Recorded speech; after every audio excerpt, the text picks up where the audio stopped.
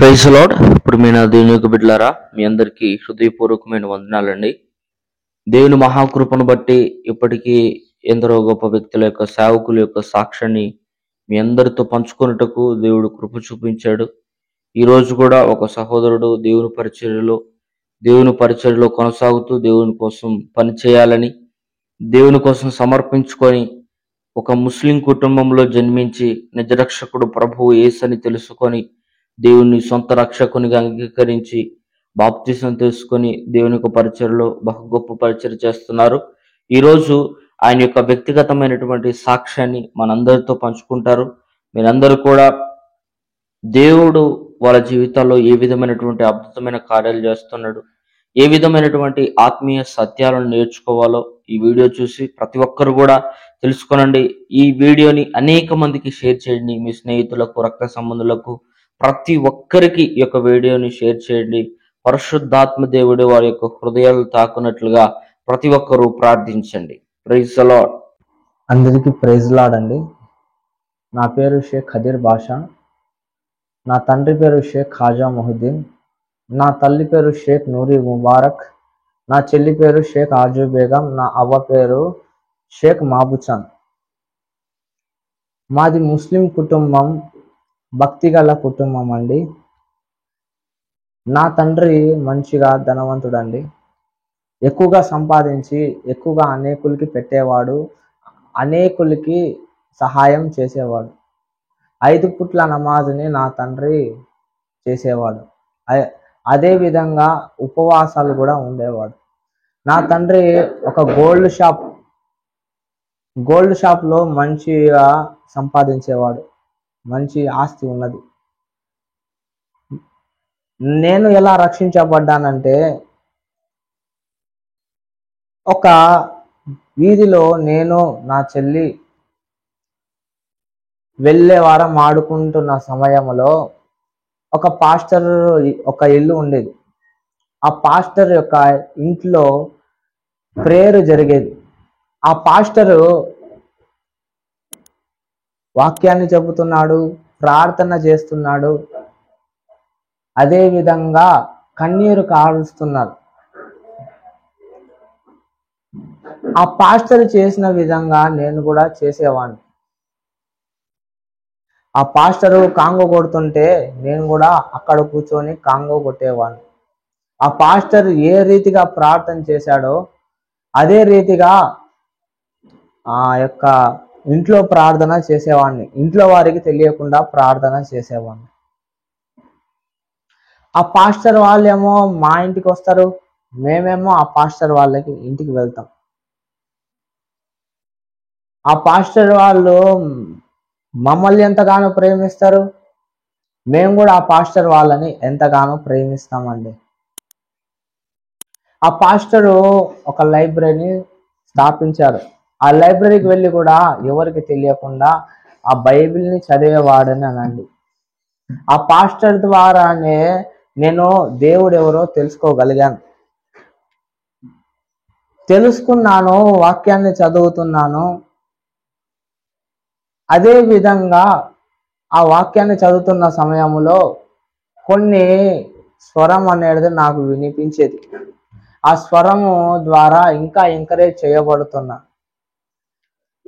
ఇంకా ఇంటికి వెళ్తూ ఉన్నాను. వెళ్ళిన తర్వాత రాత్రి సమయంలో కూడా ఎవరికి తెలియకుండా దుప్పటి కప్పుకొని ప్రార్థన చేసేవాడిని, ప్రార్థన చేస్తూ ఉన్నాను. ఇక ట్యూషన్ కూడా వెళ్ళేవాడిని.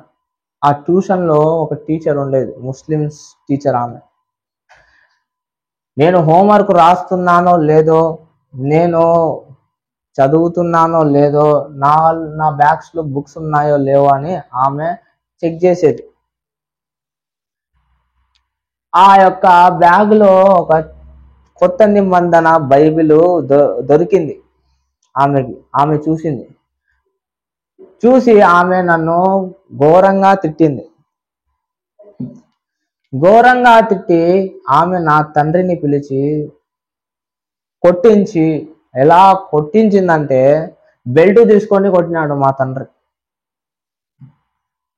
అటు తర్వాత నా తండ్రి ఇంటికి పిలుచుకపోయిండు. ఆమె ఆ బైబిల్ని తెరిచింది, కొత్త నిబంధన బైబిల్ని తెరిచి ఆమెకి దేవుడు వాక్యం ద్వారా మాట్లాడినాడు. ఆమెకు జబ్బు ఉందని నాకు తెలియదు.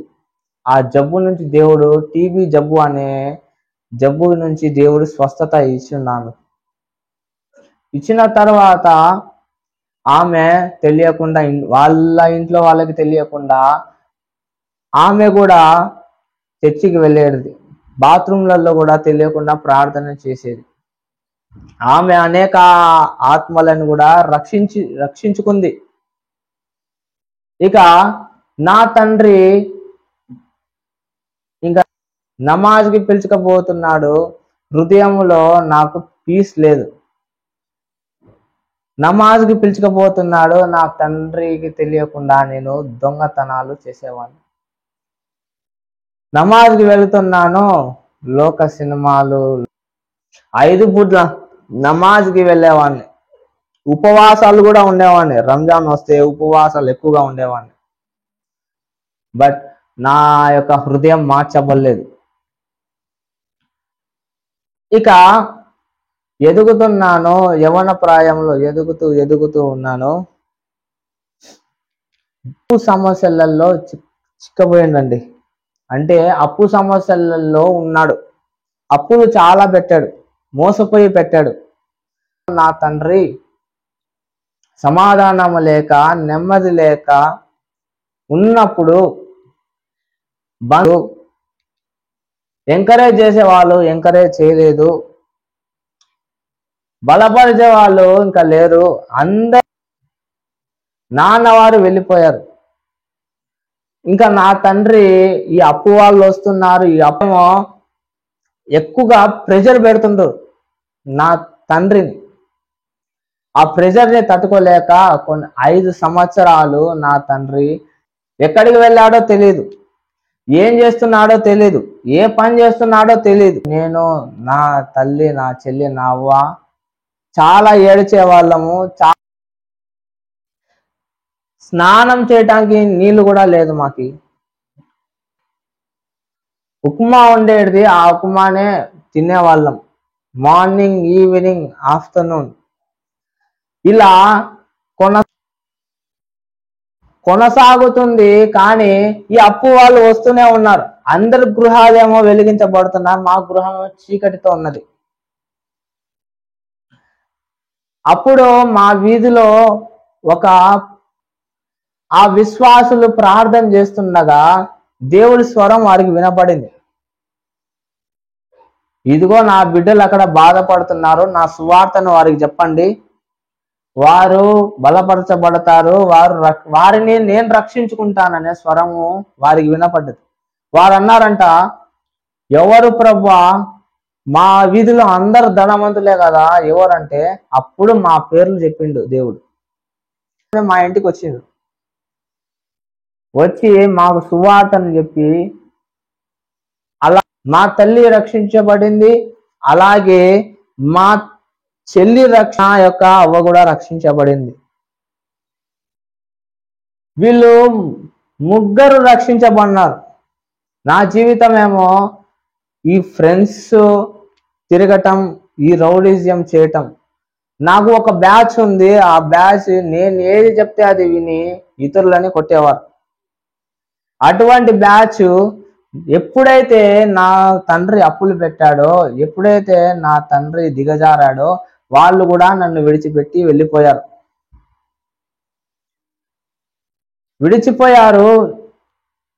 ఇక మధ్యరాత్రి కాల సమయమున నా తల్లి దగ్గర కూర్చొని ఏడ్చాను, ఆలోచిస్తూ ఉన్నాను. ఏంటి నా ఫ్యూచర్ ఏంటి, ఎలా నా జీవితాన్ని బాగుపరచాలి అని ఆలోచిస్తున్న సమయంలో నా తల్లి లేచింది. ఏంట్రా ఇక్కడ కూర్చున్నావు, ఏం చేస్తున్నావు ఇక్కడ అని చెప్తే ఆమె నాతో అనింది, ఏం లేదు, నీవు మొదటిగా చేస్తున్నావు చూడు, ప్రార్థన చేస్తున్నావు చూడు, మొదటిగా నీవు వాక్యాన్ని చదువుతున్నావు చూడు, నువ్వు అదే పని చెయ్యి, నీకు పీస్ అనేది వస్తుంది, నీకు దేవుడు కుమారుడుగా నీవు స్వీకరిస్తాడు అని చెప్పింది. అమ్మ నిజంగానే యేసయ్య నన్ను క్షమిస్తాడా అని మా అమ్మని అడిగా. నిజంగానే యేసయ్య నిన్ను క్షమిస్తాడు, ఆయన బిడ్డగా నిన్ను మార్చుకుంటాడని చెప్తే నేను అక్కడే మోకాలేసి ప్రార్థన చేశా. ప్రార్థన చేసిన తర్వాత ఇక మా అమ్మతో పాటి మా చెల్లితో పాటి నేను చర్చికి వెళ్ళేవాడిని. ఆ చర్చిలో వాక్యాన్ని వినేవాడిని కానీ హృదయంలో నాటబల్లే. ఆ చర్చికి వెళ్ళేవాడిని కానీ ఆత్మీయకంగా బలపల్లే.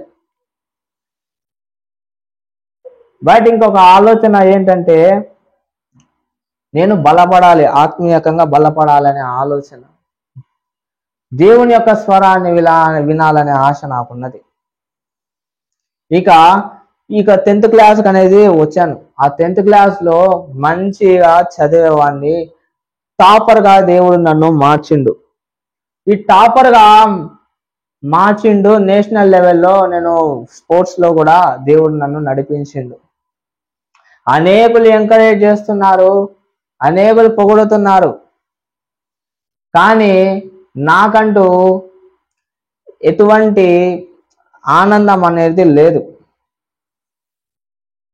ఇక బాప్తిజం తీసుకోవాలనే ఆలోచన నాకు వచ్చింది. బాప్తిజం తీసుకోవాలనే ఆలోచన వచ్చినప్పుడు ప్రార్థనలో కనిపెట్టిన, ప్రార్థన చేసిన, ఎవరి దగ్గర తీసుకోవాలి ప్రభువా బాప్తిజం అని. ఒక స్వరము నాకు వినపడ్డది, చిలుకలూరుపేటలో షాలేం రాజన్న దగ్గరికి నువ్వు వెళ్ళు, నీవు అక్కడ బాప్తిజం పొందన్నాడు. ఈ చిలుకలూరుపేట ఎక్కడో నాకు తెలియదు. ఈ చిలుకలూరుపేటలో ఆ తండ్రి సన్నిధి ఎక్కడ ఉందో నాకు తెలియదు, కానీ వెళ్ళమన్నాడు. వెళ్ళిన తర్వాత అక్కడ ఆ దైవజనుడు షాలేం రాజన్న గారు అంటున్నారు, యోహాను గురించి కొన్ని విషయాలని వాక్యం ద్వారా మాట్లాడినాడు దేవుడు. ఆ వాక్యం అంతా సూటిగా నాతోనే మాట్లాడినాడు. ఆ వాక్యం ద్వారా చాలా బలపరచబడిన ఆ వాక్యము నన్ను తాకింది, పశ్చాత్తాపంలోనికి నడిపించింది. ఆ దైవజనుడు చెప్పిన వాక్యము పశ్చాత్తాపంలోనికి నడిపించబడిన తర్వాత ఇక నేను తీర్మానించుకుంటున్నా, యేసయ్య జీవిస్తే మీ కొరకు జీవిస్తా. నేను ఎన్ని తప్పులు చేసినా, నేను ఎంత బలహీనుడనైనా, నేను ఎన్ని మిస్టేక్లలో ఉన్నా సరే మీ వద్ద నేను నిలబడతా, మీరు నన్ను నిలబెడతారు అని ఒక చిన్న తీర్మానం తీసుకున్న తర్వాత ఇంకా బాప్తిజం తొట్టిలోనికి వెళ్ళాలి. బాప్తిజం తొట్టిలోనికి వెళ్ళిన తర్వాత ఆయన బాప్తిజం ఇచ్చిన తర్వాత దేవుని శక్తి నా పైన తాకటం, అన్య భాషలలో మాట్లాడడం జరిగింది. ఇక నా గృహానికి వెళ్ళిపోయా, నా ఊరికి నేను వెళ్ళిపోయా. ఇంకా ITI అడ్మిషన్ జరుగుతుంది, ఆ ITIలో జాయిన్ కావాలని వెళ్ళిన తర్వాత అక్కడ దేవుణ్ణి నేను అడిగా. ఏమని అడిగానంటే, ప్రభువా నాకు క్రైస్తవులు కావాలి, క్రైస్తవులు స్నేహితులు నాకు కావాలి అని అడిగాను. దేవుడు ఇచ్చాడు. వారు కొద్ది దినాలు నాతో బాగానే ఉన్నారు, కొద్ది దినాలు వారికి నేను పెడుతూనే వచ్చా. కానీ ఒక దినాన వారికి ఎగ్జామ్ అంటూ ఉన్నది. ఆ ఎగ్జామ్ రాసిన తర్వాత ఒక గ్రౌండ్ ఉంది, ఆ ITIలో ఒక గ్రౌండ్ ఉంది. ఆ గ్రౌండ్ దగ్గరికి వచ్చి వారు నాకు ముందరగా వస్తున్నారు, నేను వారికి ఎదురుగా పోతున్నా. వారు అన్నారు, ఏమని అన్నారంటే, ఏమి ఇట్లా వస్తున్నావే ముందరికి అని చెప్పారు. నేనన్నా, ఏమయ్యా ఎగ్జామ్ రాశారా, మంచిగా రాశారా, మంచిగా తిన్నారా, మరి ఎగ్జామ్ రాసిన తర్వాత తిన్నారా అని అడిగా. వారు అన్నారు నాతో, నిన్ను చూస్తుంటే కుళ్ళు వేస్తుంది అన్నారు. నన్ను చూస్తే మీకెందుకు కుళ్ళు వేస్తుంది, అసలు కుళ్ళు అంటే ఏంటని నేను అడిగా. వారికి దానికి జవాబు ఇచ్చిండ్రు, నువ్వు ఇక్కడ ఉండకు, మాకు కుళ్ళు వేస్తుంది, నువ్వు వెళ్ళిపో అన్నారు. నేను వెళ్ళటం కాదయ్యా, మీరే వెళ్ళండి అని చెప్పి వాళ్ళని పంపించి నేను అక్కడ నిలబడి ఆలోచన చేస్తున్నా, ఏంటి ప్రభువా నా జీవితము, ఫ్రెండ్స్ కూడా వెళ్ళిపోయారు, క్రైస్తవుల యొక్క క్రైస్తవ స్నేహితులు అన్నా ఏంటిది అని బాధపడుతూ ఏడుస్తున్నా. ఒక ఆయన నా వెనకాల వచ్చి, ఆయన ముఖము ప్రకాశిస్తుంది, ఆయన ముఖం సూర్యుని వల్లే ఉన్నది, ఆయన చేతులు చాలా చాలా తెల్లవిగా ఉన్నాయి. ఆ చేతులు నా భుజం పైన వేయటం ఆయన వేసి ఈ మాట అంటున్నాడు, నా కుమారుడా, నేను నిన్ను ఎన్నుకున్నాను. అదే రీతిగా నీ కష్టాన్ని నేను చూశాను, నీ బాధలను నేను చూశాను, నీ యొక్క అలోన్నెస్ ని నేను చూశాను. నిన్ను అనేకులు విడిచిపెట్టారు, నిన్ను అనేకులు బలహీనపరిచారు, నిన్ను ప్రేమించిన వారే నీకు దూరం అయిపోయారు. కానీ ఈ దినాన నా బిడ్డ, నేను నీకు స్నేహితుడిగా ఉండబోతున్నాను అనే విషయాన్ని ఆయన మాట్లాడిండు.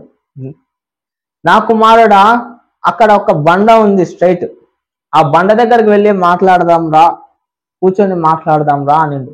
సరే ప్రభు అని వెళ్ళాం. వెళ్ళిన తర్వాత బండలో కూర్చున్నాము. ఆయన నాతో అంటున్న మాట ఏంటంటే, ఇక నుంచి నీవు వాక్యాన్ని ఎక్కువగా ధ్యానించు. నీవు వాక్యములో మత్తయి సువార్త నుంచి మత్తయి సువార్త నుంచి ప్రకటన గ్రంథం వరకు నీవు రెండు అధ్యాయాలు చదువుతారా, ధ్యానిస్తారా, ఆ వాక్యం ద్వారా నేను నీతో మాట్లాడతాను అని దేవుడు నాతో మాట్లాడు. అదే విధంగా చేసేవాడిని. ఆ వాక్యాల ద్వారా దేవుడు మాట్లాడేవాడు. రెండో దినమును కూడా, కాలేజ్లో రెండో దినమును కూడా అదే గ్రౌండ్ లో దేవుడు నన్ను మరలా దర్శించిండు. అదే బండ పైన కూర్చున్నాము. ఆయన నాతో అంటున్న మాట ఏంటంటే, నా బిడ్డ, స్పిరిచువల్ గా ఎదుగు, నువ్వు స్పిరిచువల్ గా స్థిరపడు, నువ్వు స్పిరిచువల్ గా అనేకులకి చెప్పాలి అన్నాడు. ఓకే ప్రభు అన్న. మూడో దినాన కూడా అలాగే దేవుడు దర్శించిండు. అదే బండ పైన కూర్చున్నాం ఇద్దరము. ఆయన నాతో అంటున్న మాట ఏంటంటే, నా కుమారుడా, ఇక్కడ ఎంతో మంది ప్రజలు తిరుగుతూ ఉన్నారు, ఇక్కడ ఎంతో మంది ప్రజలు బాధలలో ఉన్నారు, శ్రమలలో ఉన్నారు, శోధనలలో ఉన్నారు, వేదనలలో ఉన్నారు, దిక్కు లేకున్నారు.